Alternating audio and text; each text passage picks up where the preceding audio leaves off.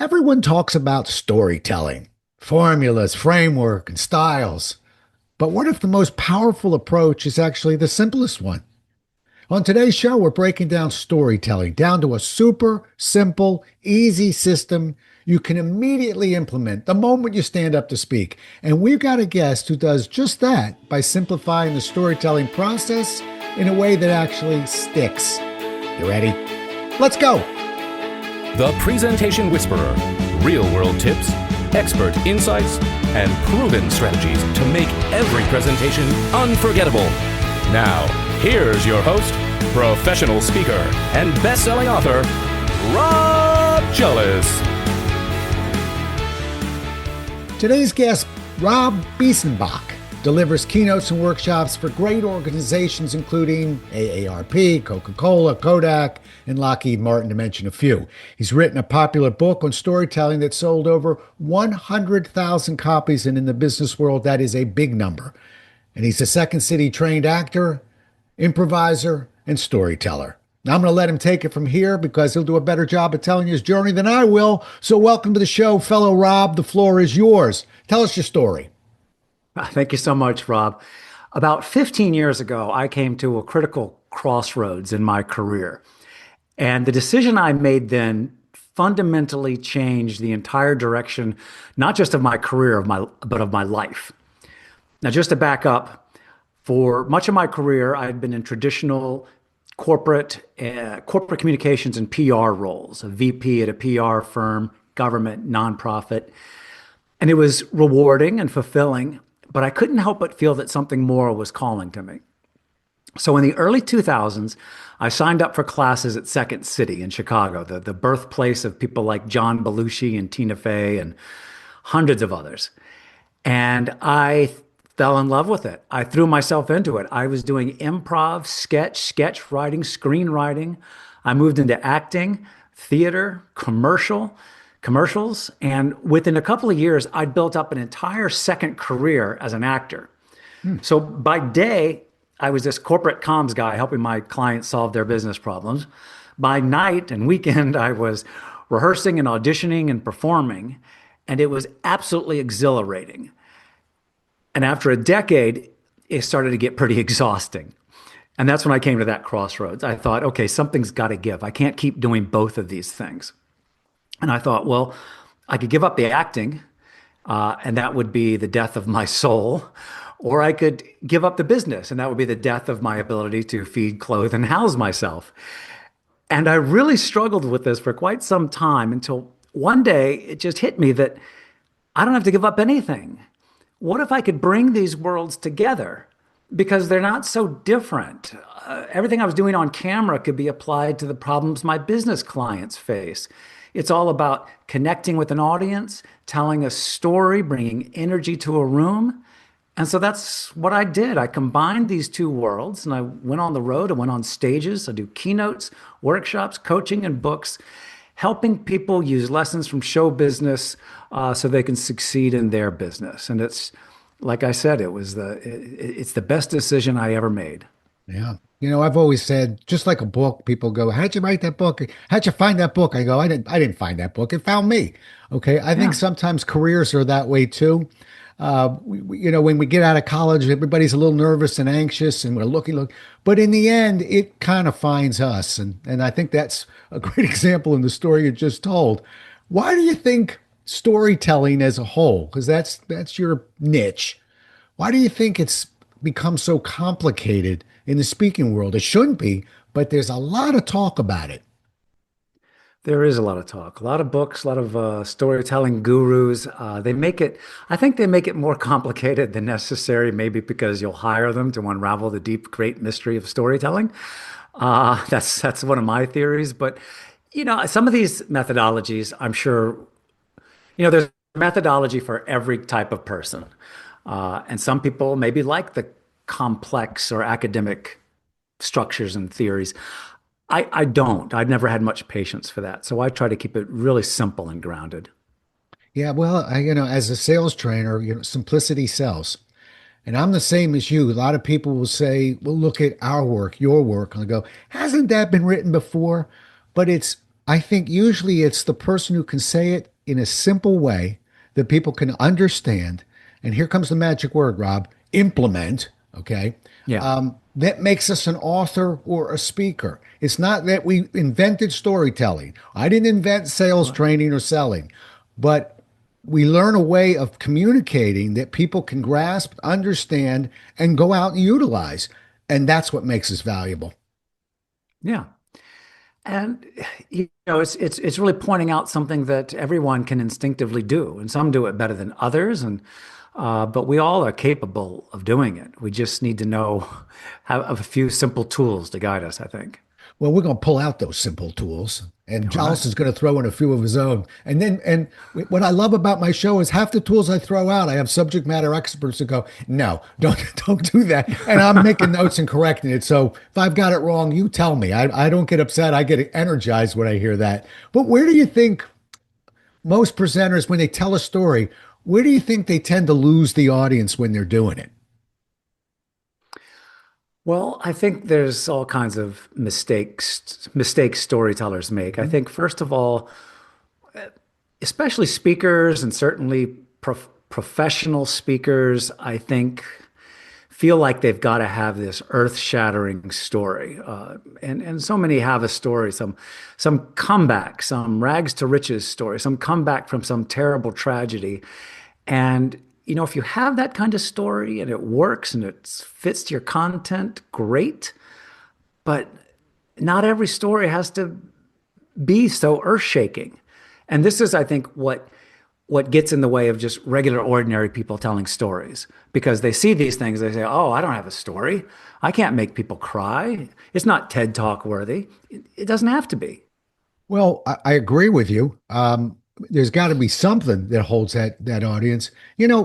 You walk the walk, Rob. One of the things that I'm always challenged with, and even as a podcast host, and I've got about 600 of them under my belt. I'm very careful with this show before when I prep and we had conversations of, okay, I'm going to give you 90 seconds. I didn't because I know you're a storyteller. I frequently will put a clock up on the screen of 90 seconds because that's the first story I'm getting. And frequently I'm losing my audience because it's fascinating to the storyteller. Wait till you hear, I started in Topeka and then I was, I baked bread and fascinating. But it's not always that exciting for the audience. So right off the bat, you had me at a real trim opening story. I'm going to tell you my life, but I'm going to do it in about 90 seconds of how we got here.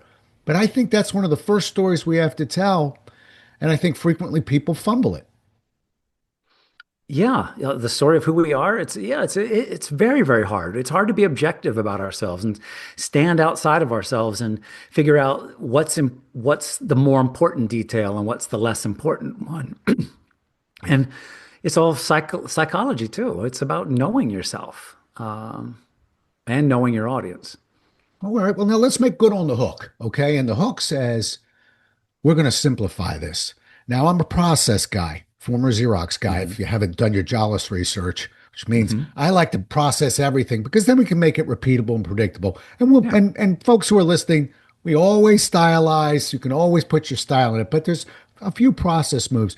Give me a couple process moves. That book has sold over 100,000 copies. And congratulations, Rob. Uh, I already know without looking at the book, the only way a book can be successful, that kind of success, is people are reading it and they're understanding it, okay? And they're Yeah. telling others about it. So Yeah. simplify it a little bit for me. Give me a couple process moves that a listener or Rob Jollis can make when he gets up to tell some stories. Yeah, yeah, there's a few processes. I mean, one, there's a process for finding stories. There's a process for telling, structuring stories. Um, for finding stories, this goes back to people not thinking they have any good stories. And this happened in one of my workshops. Somebody said, "I just don't have any stories." And I said, "Well," and this will get us to the process. A little story about process. Story about the stories. Got it. Story about the story. She says, "I don't have any stories." And I said, "Well, what do you do?" And she says, "I'm in IT." And I said, "Okay, what are the big problems you face in IT?" And then she lit up. She goes, "Oh, users," by which she meant people. They do the dumbest things. They download viruses. They succumb to phishing scams. They pour Diet Coke on their keyboards. And I said, "Well, do you have any I didn't say stories. I said, "Do you have any examples of people who have done careless things with their systems and gotten into trouble?" She goes, "Oh, I got lots of those." I'm like, those are your stories, or at least the source of your stories. Because you can tell people, you can recite process and procedure to your blue in the face. Don't do this, don't do that. Or, and actually I would say, and or, you can tell a story that vividly illustrates the real life consequences of people's actions. This is why you shouldn't do this because, somebody over in purchasing, this thing happened to them. And it's that simple. That's how you find stories. You think about who's your key audience you're trying to reach? What are their big problems, issues, concerns? Where have you encountered these in your work or in your life? And can you weave a story based on that? You make a list. I call it like a storytelling audit. Got it.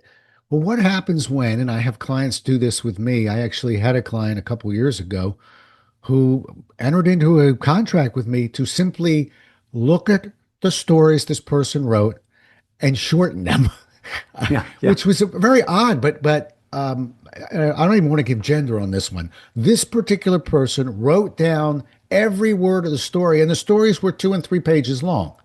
And Mm, my task, which I happily accepted, was to shorten those 3 pages to about 5 sentences. But okay. how do you help? I think maybe this is me projecting on you. I think one of the issues I see is not a bad story. You're just taking forever to tell the story. Yeah. How do you shorten that? Well, you look for the. I have a couple of different analogies I use, and different people react to them different ways. A lot of people like the tree analogy. So I throw up this slide of this tree with the branches, big tree. Storytelling, when you're telling a story, start at the base of the trunk and follow the trunk to the top in more or less a straight line. Anytime you start to feel like you're going out on those branches or twigs, that's a possible tangent or a dead end or just an aside that may be interesting on its own, but doesn't really contribute to the central through line of the story. It's just, it's a nice to have thing, but not critical. So I try to focus them in on that. And another analogy is we've all watched deleted scenes from films back when there were DVDs, and we think, "Oh my God, such a great scene. They should have kept that in." And what does the director usually say for why they cut this great scene? And there's a couple of reasons, but You asking what do me? you think? Well, Yeah, I would yeah. think one, it's tedious, it's just going on too long, or it's not contributing to the plot the way we It's want to. not, yeah, it's not driving the story forward. Mhm. You could have just the most amazing little anecdote that's just rich and just fascinating, but if it's not supporting the central theme of your story, it's got to go. Do you have a tool that helps people do that? Because I have a little kind of filter that I put on some of the stories that I'm trying to tell to keep me in my lane. Because I run into something, I created a name for it. What do I call it? Oh, story jumping. That's what I call it, story jumping. When I'm halfway through a story, which reminds me of another story, Hmm. and when we've got a cup Yeah. of coffee and we're amped up and we've got a nice big crowd out there, we can sometimes leak into 2 or 3 or 4 stories. How do you how do you keep people focused on that story? Other than don't drink coffee, but how do Hmm. you keep people on that straight and narrow to just simple, simple, simple? Because people always think more is better. Yeah, well, I think that's a danger if you're doing your story relatively spontaneously. And I don't think there's room for spontaneity on stage, but if you've got a really critical story, that should be something you've practiced and internalized, not memorized, but you just know it, so you can maybe avoid those things. Picture that straight line. Look people in the eye and make sure you can sort of see whether what you're saying is registering and whether it's not. So that's one thing, and I think it starts with the story. I have certain certain sources of clutter that people should really watch for and scrub from their stories to keep them succinct. Yeah. Well, I want to get to that scrubbing part, but I want to Yeah. push you one more time on this one. Sure. Let's leave the keynoters out of it because when we're doing an Yep. hour, it's immaculate. I got it. But you do Mhm. workshops too, as do I. Okay. Right. And when we go 8 hours or 16 hours, that's when the stories I'm talking about come in. There's so much going on that is reminding me of this, and it's contributing to the moment.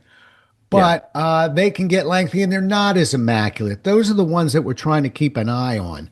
I don't know if Hmm. there is an answer to this question. I'm still trying to form a question here, but I'm just my concern that I see in me and other speakers as good as me, okay, are when we're doing a workshop and we're up for a little bit longer, we're telling stories that aren't quite as fresh.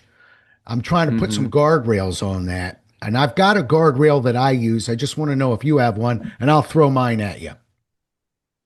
A guardrail to what to keep Let my me give you an stories. example. Why tease you? Yep. Here's my guardrail, Rob. Okay. Okay.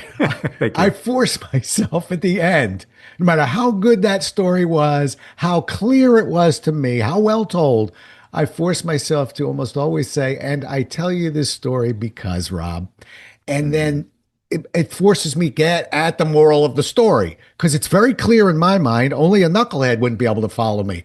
But believe Hmm. me, I've listened to tapes and watched and thought, how could anybody stay with that story? So Yeah. I put that guardrail on it, Rob, to force me to at least bring it home. Right. That's an example of a guardrail. I mean, I'm making up the term, but are there any tricks of the trade a little bit that you know to kind of keep these stories short and on point? Yeah. Well, one thing I learned, and this is going back to professional speaking, actually, when you're out there speaking, you get recorded on video, and you use that video for various things. And I found earlier in my career, I would be very spontaneous, and I would have little asides, little tangents, little side jokes. And I'm looking for a clean video of a story, and I'm pinballing all over the Mhm. place. And so for me, and that's just like you were saying, and it's one thing if Howdy, you're now sitting you're on down it. with a friend and coffee and everything like that, but Yep. it's almost like you have to push out the energy. You have to bring the energy, but you got to really, it's like a real push pull dynamic. You also have to hold yourself in and discipline yourself. So I've become really try to be as enormously disciplined as I can in the way I answer questions and the way I tell stories just to keep them tight. And I don't know how else to, other than just, it's almost like a physical thing. I'm relaxed on stage. I feel good on stage. I'm comfortable, but I still have that tension Yeah. of keeping it tight. Right. Yeah, and I refer to it as being as anxiousness. I don't fear being anxious. I fear being nervous. I don't even like the word. But Hmm. I don't have a problem with being anxious. Anxious means I'm here, I'm good, I'm ready to go. Yeah. So I can channel that into the energy that you're talking about. Yeah, I guess we're at a point now where sometimes that energy uh, we can lose control of it a little bit. I mean, it's our Yeah. greatest asset, Rob, and yet it can counterbalance us a little bit. So, sometimes for me, as I said, I'll make sure I clip the end. Maybe when you've snuck in a piece, maybe you didn't sneak it in. I just want people to hear it. That you're listening to yourself, you're watching yourself. I don't think speakers do that enough. Oh, And yeah. and that's where you'll see a story you thought you told real well was all over the place. And Yeah. I'll be critical of myself in this podcast and tell you about 5 minutes ago, I really did have a question that was all over the place. And I was trying to kind of hone it in and I sort of simplified at the end, but I was twitching on this side going, come on, Rob, just like a story, simplify the question and release the question. So, Hmm. but I'll do better next time. That's the kind of thing I'm looking for. I'm looking for some process moves, which you're giving us, and some Hmm. ways to monitor what we're doing because we can be unconsciously incompetent. We don't know. We don't know. So, any Right. other thoughts other than watching? We know and watching ourselves. Anything we can do while we're on stage to maybe keep an eye on this. You're watching the audience. Mm. I tell, I ask people this question in my workshops. Have you ever been in the audience and one of your colleagues or somebody else is up there giving a speech or presentation and they're absolutely bombing? I mean, you're bored or confused. Everybody around you is bored or confused, or they're hostile. The energy is palpable. We can all see it. And I say, well, why do you think the speaker? You sit there thinking, why can't you see this? So I'll ask you, as an audience, why do you think that they don't know that they're bombing? Oh, so you okay? Are you asking me that question? Yeah, sure.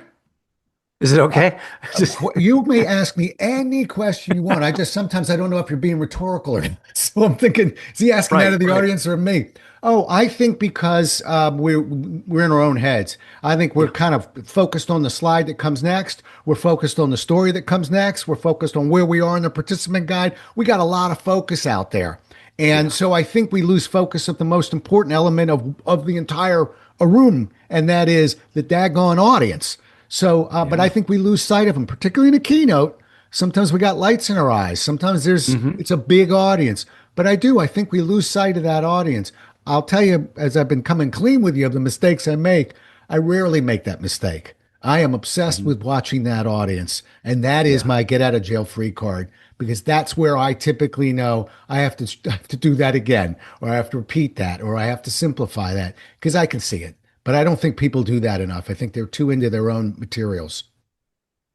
Yeah, yeah, and that is exactly the answer. They're not tuned into the audience. They're the wheels. You can actually see the wheels turning inside their head. Okay, first I'm going to say this, and then I'm going to say that. And I'm going to move that slide, and so you got to tune into your audience. And part of doing that is you got to know your material. You Mhm. have to know your material well enough that you're not like so inside your head. And you also have to be willing to shift gears. Like I'm constantly shifting gears in workshops where I can sense the energy flagging at a certain point, or people have gotten it and they want to move on. And I say, okay, let's move on to this. Let's try this exercise. Let's everybody get up and that kind of thing. Do a role play. So just keeping it keeping it moving. And even when you're not doing a workshop, you can skip ahead, you can condense, you can bring your energy up, you can take questions. There's all kinds of different ways to shake Oh things yeah. up. And there's always, I mean, I keep a slide that has a 5 minute timer on it, and it Hmm. says stretch. You can always get them to stretch. Now, when I tell you that, I tell you again, I have a timer on that screen counting down. Hmm. So I don't say, let's take a couple minutes and stretch because I'm going to lose control of that room. And we're talking about Yeah. workshops now. But I use a stretch slide and I just have it. You never know where it's needed. But it's funny when I learned it as a trainer at Xerox, they were very particular about where we take our breaks here, here, and over there. And when you become a professional and you get out of the corporate environment, you realize where we take our breaks is where the audience needs a break. I don't care if I have a page and a half to Right. go. Right. Let's switch back to the improv. I'm fascinated you have that improv background.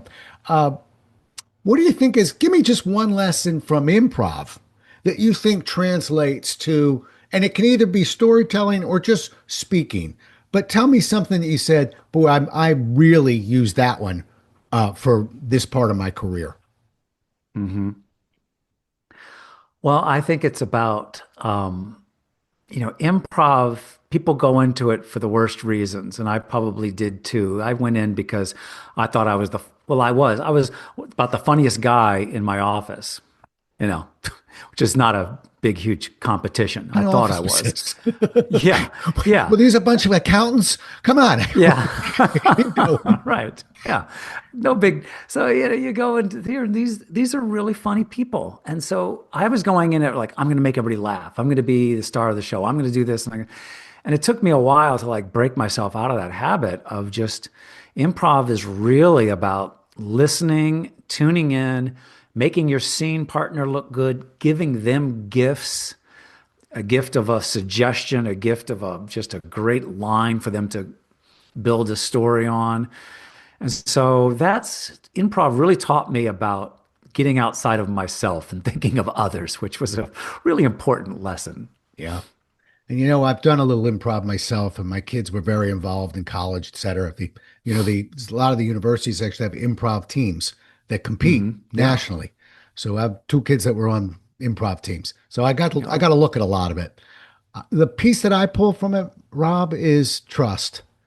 You know, in an improv, you're trusting the actors around you, but when we're speaking, we have to trust ourselves. And I think Hmm. when the more, and a lot of times that comes with repetition and practice, but the more we trust ourselves, the more authentic we can become. You know, we want to develop that muscle memory. So to me, that's what I learned from improv is don't think so far ahead. Just be in the moment and trust yourself, and don't be afraid to pause. Right. Right. The people fear the silence. The trusting yourself is so critical. Just people get so worked up. And I'm like, you study your material, know your material, study your audience. Who are they? What are their needs, concerns, issues, possible objections? What's their mood? Know them as well as you can. Know your audience, know your material, know yourself. Go in there and say, you've got this. Yeah, yeah. Yeah. And how can you, if you go with that mindset, believe me, all of a sudden you're going to say, boy, I felt more articulate today. Yeah, it really loosens up. I think that's one of the values of improv. I struggle, boy, when your kids are on stage in improv, it's a nightmare for a parent. Only because, my son then did some sketch comedy, things like that. I like when they've got it written out, they know where they're going, Me too. I like sketch but a lot more than improv. me too. However, boy, you want to learn how to think on your feet. There it is. And so I've actually done some interviews at UCB in New York and LA and Second City in Chicago Hmm. just for a book that I was working on once because in sales, I'm trying to most salespeople know they have to ask questions. They're a little bit concerned they can't think of the questions fast enough.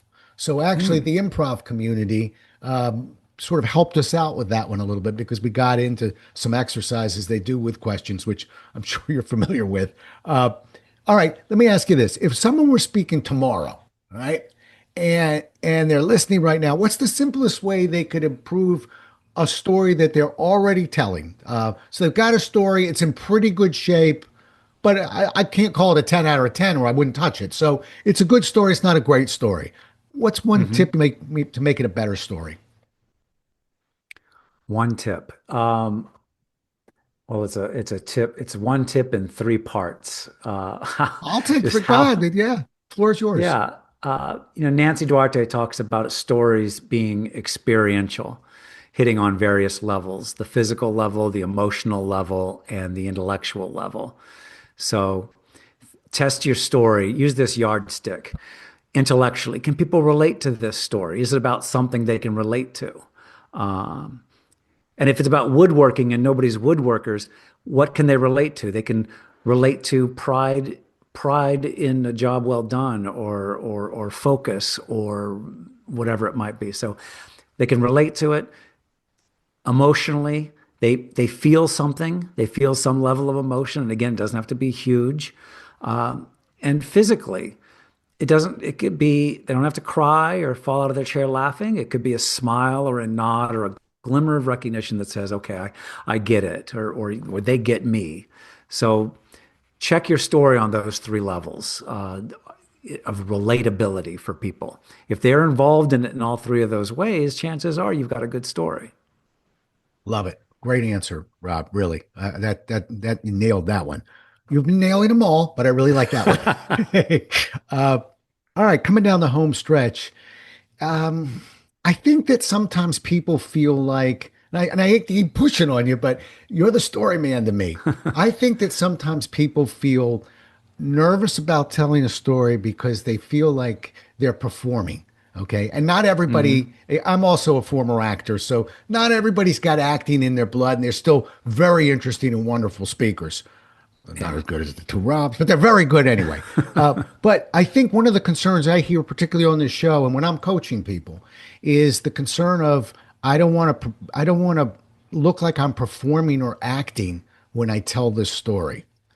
Yeah. I got an idea, but I'd like to go second, unless you want me going first, and I'll go first. But you're my guest. Here's, I think, a way to get around that performance thing is this is a tip I used to give a long time ago, but like Don't go Googling for stories. Don't use other people's stories. Don't use stories you found online. First of all, they're not going to be original. And second of all, you're not going to be connected to them. Stories are all around us. And if you have a system, if you have your radar up, you'll find stories everywhere. And if it's your story, ideally, it shouldn't be a performance because you are living it and feeling it in the moment as you say it because it's real to you. Yeah. All right. Now I don't have anything really to add to that because it's exactly what I was going to say. Exactly. Just, Oh, well, I'll tell you the words you got that were exact. I would have told a little bit better, but no, I mean, you did great. The idea is be in the moment. You got to be in the moment. It's sort of like, remember as an actor, when you, one of the most important lessons we learned was, understand your character, know your character. We'll get to the lines in a minute. Get into character, and the lines are easy. Why people think learning the lines first and then studying a character, I could never understand that. But the lines are easy once we know the character. And so I like to kind of stay in character. If we do that, I think there's little we can fear because people like a human story. People like a story that feels authentic. It doesn't. It's not supposed to be perfect. It's not a manicured right. lawn. It's a story. So, and I Yeah. think you've hit on some great points of let's just not tell the story for too long. Let's make sure that we get to the point of the story. Let's make sure it connects. I'm summarizing you right now, Rob, No, because it's these are great. all some of the points you've been bringing out today. And I'd like to think on this show we don't have to do a whole lot more storytelling because I don't think we need to make this more complicated than it is. And I love what you just landed on. Boy, if we're in the moment and we're feeling that story, pitch, pace, pausing, they'll all come. We don't have to mark up a script because we're in the Yeah. moment. Yeah. Exactly. Exactly. Yeah, right. Well, I was just freshening up what you said. No, I like it. I like it. And it's symbiotic. And when you're excited, your audience will be excited for you. They'll get into it. They'll lean in. They'll see the expression and it just feeds on the energy keeps feeding back and forth to each other. So yeah, Yeah, well, as great. a compliment to you, I'm a little amped up even in this conversation because I'm enjoying the conversation. So, and that's what happens. If I'm not enjoying it, you'll hear me just sort of. Your next question is the following. That's not where today's talk was. I was sure hoping it wouldn't be with a storyteller. So, Yeah, listen, been wonderful talking to you. Let's finish with one last question. If sure. if a listener, and it's similar to the one I just asked, but I always like to end on this one. If somebody was going to take just one thought or idea from today's conversation, so we want them to remember everything. We're trainers, we're speakers, but maybe they'll just grab one.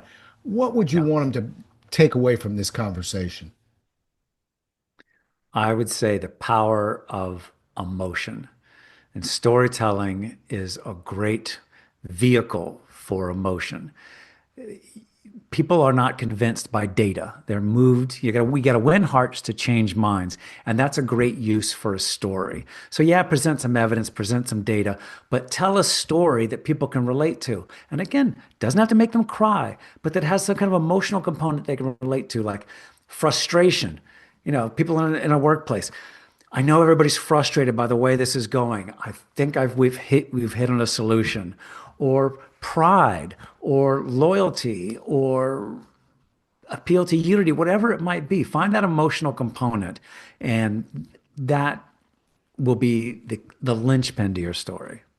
Love it. Yeah, and if you don't mind, a junior storyteller following your trail there, it doesn't always have to be funny either. Just No, make it but Rob, I think a lot of people feel the pressure of the story having to be funny, and I wish they wouldn't. yeah, the greatest funniness, and again, this goes back to Second City. I would plan jokes for improv, which was stupid. You're supposed to go in there not knowing at all what you're going to say, and the best humor is that's found in the moment, and the same in real life. Yeah, We I'm don't with you. laugh. Somebody says, "Let me tell you a joke." People are like, "Oh God," but when somebody says something funny that just happens at the moment, it's hilarious. Right. And where are our best laughs? Our best laughs are when we react to something in the room if it just happened and people know for a fact, well, he didn't have that one written down, Right. and they appreciate that. So Yeah. I'm with you. Kind of doubling back to let's just trust ourselves a little bit more, get Yeah. into character, get into the moment, and all those interesting parts will find their way into our talk. I loved the conversation. I really appreciate it. I can see Oh, thank why you, the Rob. book has been so successful. How do people get a hold of you, Rob? Well, if you can spell my name, you can find me. And that's the first challenge because I'm the only Rob Biesenbach there is. And it's B-I-E. I'm sure you'll put it up, but if not, Biesenbach. You can find my website. You can find my videos on YouTube. You can find my books on Amazon and LinkedIn. You can find me. I'm on all those places. What's the big one? What's that big book that sold all those copies? Uh, this one, the middle one up there, Unleash the Power of Storytelling. All When right, hearts that's change minds, get results. good. Okay, let's go get that one, folks. Remember that one, and remember we have a rule on this show: you buy a book, you write a review on the book. That's putting the cherry on the sundae. So don't forget. Maybe we look That up would be that book, awesome. yeah, and throw a comment. I looked at him. He doesn't walk on water. But that's not the comments we're looking for on Amazon. Just read it, liked it, got a lot out of it. We're thrilled. And don't forget Yeah. to count to five. Okay. Listen, thanks. Thank you for being on the show. I really appreciate it. And thanks for letting me jump in and offer my clumsy thoughts here or there. Really appreciate the conversation. Thank you. Oh, thanks for having me, Rob. It was a lot of fun. Good. Well, we'll do it again as well as we can next time, everybody. Until then, stay safe. Thanks so much for listening. If you enjoyed today's show, please follow, rate, and review on Apple, Spotify, or wherever you listen. For more resources and to connect with Rob, visit thepresentationwhisperer.com.